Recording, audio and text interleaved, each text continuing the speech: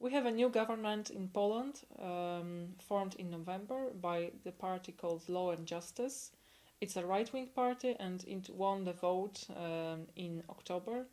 It won 40% of the vote, so it was the party was able to form the government by itself without a coalition partner. Of course, it means that it gives the party a lot of power. And considering the fact that we also have a new president elected in May, and that the president is also supported by the Law and Justice Party, it means that we have a whole new perspective on the policy of gender equality and the policy of modernization in Poland. So what does it mean? If we, for example, look at the word gender, the concept of gender, in Poland and generally in the Eastern European context, it's an alien word. It's very hard to translate the word gender. So it seems like when the concept came to Poland, people started to afraid of what it means for our children. Maybe there's something bad about it. And the Catholic Church and some of the Catholic NGOs, they started a kind of campaign about 3 years ago. The campaign was against the use of the concept gender equality. The church started to talk about gender ideology instead of gender studies, and to attack the concept of equal opportunities or gender equality as implemented, for example, in education, in different kind of curricula in early education.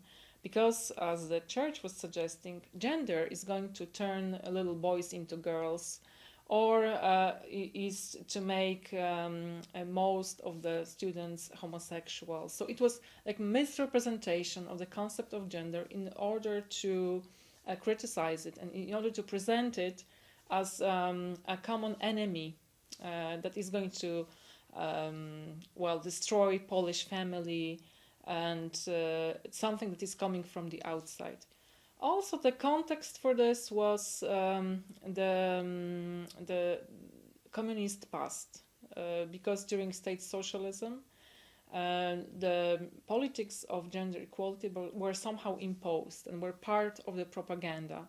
So now the right-wing parties, together with the church and with some kind of media, right-wing media, are showing and pointing to the gender equality idea coming from the EU as similar to those ideas that were somehow implemented during state socialism, that it is something coming from outside, and it is not coming from the bottom, something that people don't know and people don't want. So this is the context for new policy making in Poland, because these ideas, they were previously under the surface, they surfaced right now, and they are in the more or less in the official political agenda.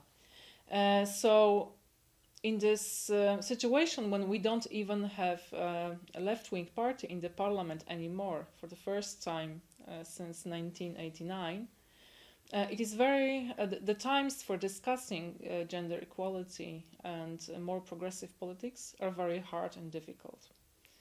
And so far we don't have reforms, but we have very serious plans for reforms. For example, with regards to reproductive rights or parenthood policies, the new government said that they are going to discontinue financing the in vitro fertilization programs, because it is going, according to them, against the idea of protection of life from the moment of conception. Also, they are going to now to discontinue the program of selling the emergency contraception without prescription. That was introduced last year, and now there is a new draft law in preparation that is going to ban selling this emergency contraception without prescription. So these are concrete plans. These are policy drafts in the making. We don't know yet whether these ideas will be put in life, will be implemented. But so far we can say that we can expect hard times in Poland with regards to gender equality.